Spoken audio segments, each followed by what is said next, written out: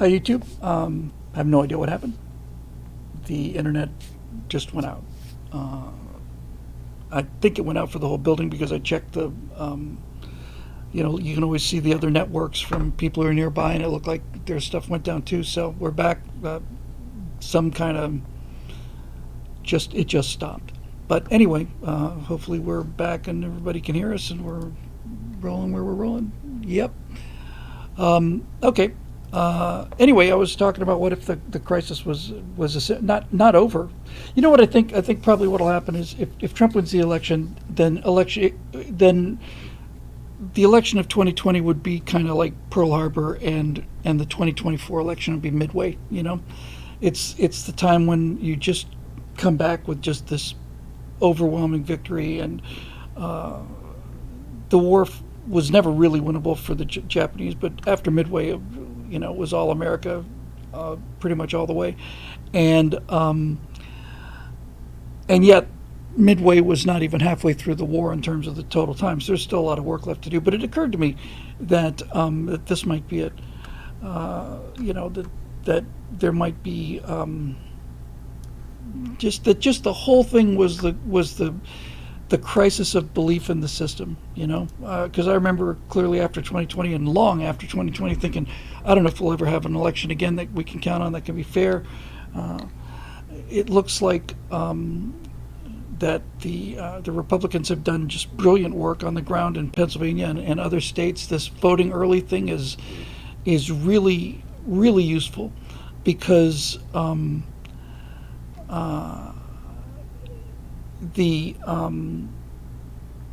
they have to pull their October surprise early because everybody's voting early. Republicans are either ahead or tied in early voting. We don't appear to be cannibalizing our election day vote. There's so many conservatives who vote on election day. They are pulling their votes, early. And I don't know. I just feel like, yeah. Battle Smurf says, did you get the email about Portland firebombing of ballot boxes? Yeah. Apparently Antifa is setting fire to ballot boxes. So, in Portland, which unfortunately and tragically means we're probably not going to carry Oregon. Burn your own ballot boxes, you miserable bastards. You find a law and order president gets into office after this then becomes a federal issue, and you launch a federal investigation into what happened. Somebody burned ballot boxes? Yeah, this is the first thing you do in the first couple weeks or months of the Trump administration. In a conservative neighborhood, okay, that's great. That is not a local crime. That is a federal crime, and they did it in a conservative neighborhood. Okay, it's time for Antifa to go. It's time for Antifa to be classified as a domestic terrorist organization, and have them put in jail. I really am sick of these violent, childish, idiot, fascist bastards. I want them in jail. And if they don't want to go to jail, then they can get tased or beat up or shot, because this business about having these people running around in the streets, and all I really wish would be just if the government just says, "Jesus, nothing we can do about it. I guess it's up to the citizenry." They really need, and the thing about this particular brand of fascist terrorist is the fact that they're real tough when it comes to doing these things and wearing their black leather and their masks and all the other stuff and beating up on people who are going to see Ben Shapiro speak on campus or whatever. But when they get into actual fights or when they get actually arrested, they break down and cry like the little babies that they are. So I just think it's time to deal with all of these guys. Yeah, that's right. They're just a bunch of wusses. They're just pathetic crybabies trying to act out. And what they really want to do is they want to set fire to things. They don't really believe in any of this stuff. This business about the Madison Square Garden rally being a Nazi rally is a new low for the mainstream media and for the Democratic Party. And I actually think it's not only not effective, I actually think it's backfiring. Is that old line that the first person to invoke Hitler in an argument on the internet loses the argument. Really, when you come down to, oh, this is a Nazi rally, with a black speaker and a Jewish speaker and an Indian speaker and all the rest of it. When you get right down to it, that's basically saying we got absolutely nothing left. There's nothing left.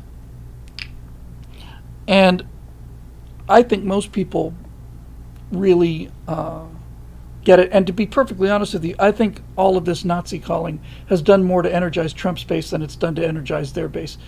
I just really want him to go down. And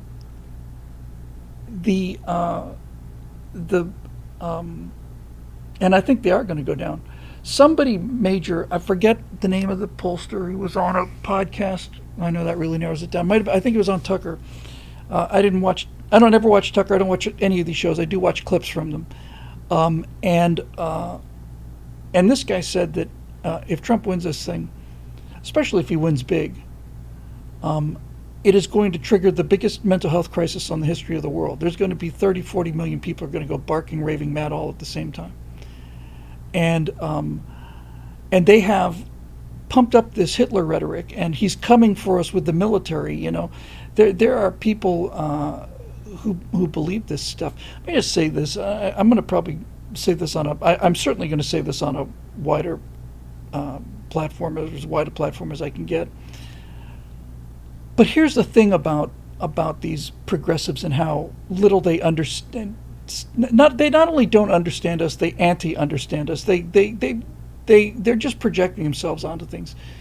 But the thing that these people don't realize, that the left doesn't realize, I'll just come out and say this for all of the conservatives out there. All of us heavily armed, well, formerly heavily armed, before the tragic boating accident, took away our weapons. But all of us formerly heavily armed conservatives out there, if it turned out that Donald Trump were to use the military to start locking up and arresting his political enemies, like people on The View who criticized him on The View, then we would take him out. That's the thing they don't understand. If Donald Trump were to actually become an actual dictator the way they say that he would, then we would take him out. They don't get that. They don't ever get that. The idea that the government under Trump would start putting people in camps would cause conservatives to rise up and say, no. Not just no like we're voting against you, no, get in the van. They don't understand this. They'll never understand it. They don't. I say this and they don't believe me. Obviously, they don't believe me. But you understand exactly what I'm saying. If he were to turn into an absolute tyrant and start going after political... I'm not talking about prosecuting crimes. I'm not talking about going after people who've broken the law. I'm just saying if he became what they said he was or was going to be, they got nothing to worry about. Conservatives will deal with that kind of tyranny. And they simply cannot process that. But it's absolutely true. And I just want to say to all these people once he wins, because I'm feeling very, very good about it. Marsha Dark is here, hooray. Once he wins, and they start to go completely nuts, I really do want to say, give us a timeline for how long you think it'll take for you to be put into the internment camp. The only reason I'm asking is because I want you in your own, I'm doing this for you.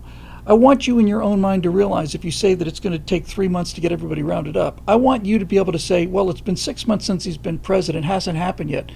It's probably not going to make any difference to them. They're still waiting for New York to go underwater any day now. So what can you do about that?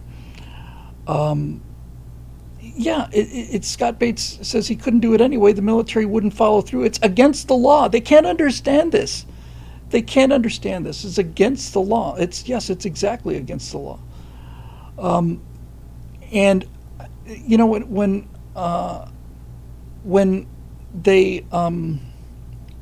when they go to the Hitler thing, like I said, that's where they're just done. They're out of ideas. They're out of it's a form of a concession speech, really. And of course, these idiots are so bloody stupid, and we're again still not capable of being able to do this as effectively. But it's a Trump rally is a Hitler rally in Madison Square Garden. It's like it's only a rally. Last time they had political party have an event as an actual event as a political party was the 3 times that the Democratic Party had their national conventions in Madison Square Garden. So somebody's using Madison Square Garden for banners and political activism, and it's not the Republicans. Just seeing that packed hall made me feel good. And apparently there was something like 3 times, 4 times as many people outside in line. Like was it 70,000 people waiting outside to get into a Trump rally in Madison Square Garden? My God. I've been just soaking up. Merge says, well, if Trump is Hitler, then how come he didn't do it last time? Oh, because Hitler in the 30s was different than Hitler in the 40s. Yeah, well, you said that he was Hitler last time and that he was going to do all these things. You didn't make the distinction that this is only Trump's first term. He's only going to start coming after us in the second term. It's just too ridiculous to even. I don't even want to talk about it anymore because it's just so bloody annoying and insane. I'm just not. I'm not gonna. I'm personally insulted by it, and the people who really should be insulted by it are the families of the 6 million Jews who were murdered in prison in death camps, and an additional 6 or 7 million homosexuals and gypsies and mentally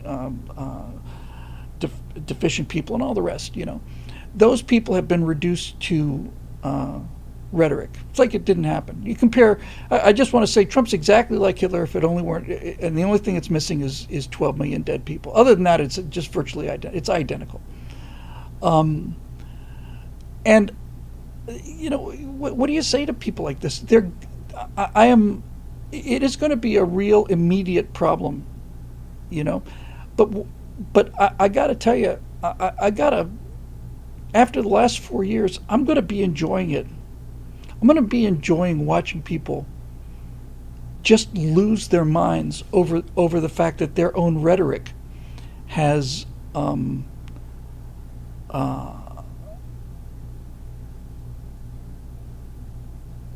putting them into the insane asylum, because it's going to be after. I can't imagine it being more traumatic than it was in 2016, but all indications are it's going to be much, much worse for them than it was in 2016. This time, however, I had not. I'm going to just come out and admit this. I've been soaking up electoral college results, things, just soaking it up, nothing but that, just 3-4 times a day. And I had not realized how much of a polling lead Biden had in 2020. I thought Trump's position in 2020 from a polling point of view was much, much stronger than it actually was. Which is good news, because this is not 2020, and what they had to do to get 80,000 votes or 60 or whatever they needed to win the presidential election, that's across the entire country, right? In order to get that, they're not going to, Pennsylvania, going into 2020, the Democrats had a 1,100,000 early vote lead in Pennsylvania before Election Day. Now it's 300,000, and Trump lost Pennsylvania by 20,000, 30,000 votes. I'm going to be watching the thing. We'll be watching it together. I'm not going to do the leans or the tilts. We're just going to take the Electoral College map, and we'll just start out with a white map, and then we'll just color them in as they come in. But we'll know pretty early. Florida doesn't announce it. Polls in Florida don't close till 8 because the Panhandle is in Central Time. But if Virginia is really close, or if Virginia gets called for Trump, then I think that's an indication she's just toast. She's expected to win Virginia, but it's looking, don't do this again.